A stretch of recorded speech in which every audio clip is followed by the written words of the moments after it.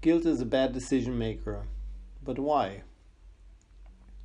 Have you ever made your child feel guilty when it didn't respect your authority or wishes?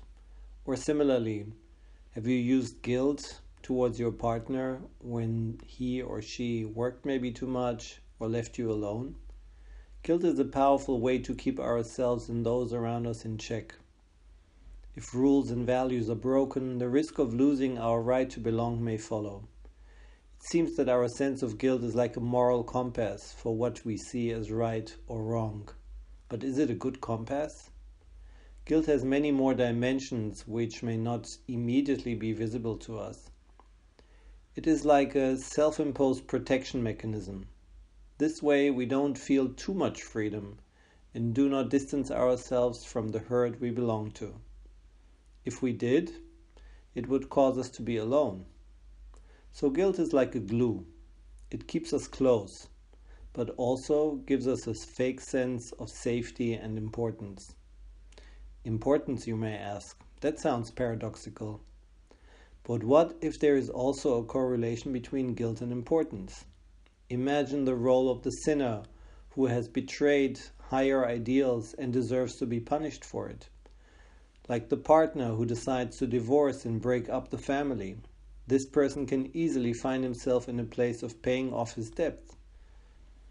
The perceived guilt places that person into an important place in which he takes on unproportional responsibility.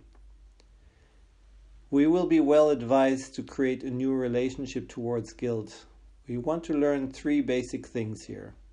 1. When we are driven by guilt, we take on too much responsibility.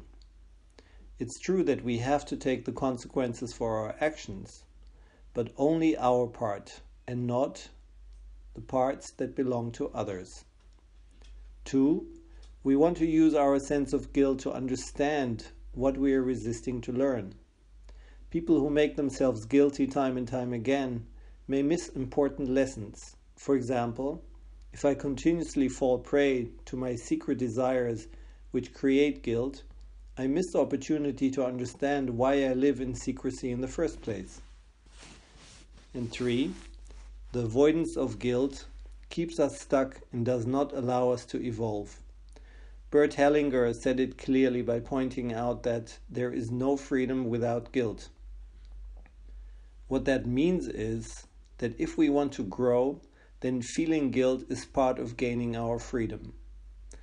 Any decision we make will always carry consequences and potentially be contrary to someone else's beliefs and may hurt them.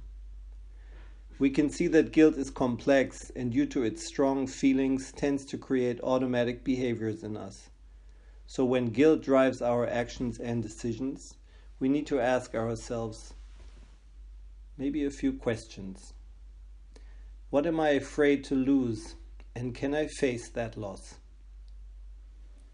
Who would I be without those people I risk losing? Which ideals do I follow, and what makes them so valuable? What do I take responsibility for that doesn't really belong to me? Do I try to control an outcome by taking on more responsibility than is mine? And, maybe most importantly, which lessons do I refuse to learn about my own self that keep me from finding what seeks healing in me?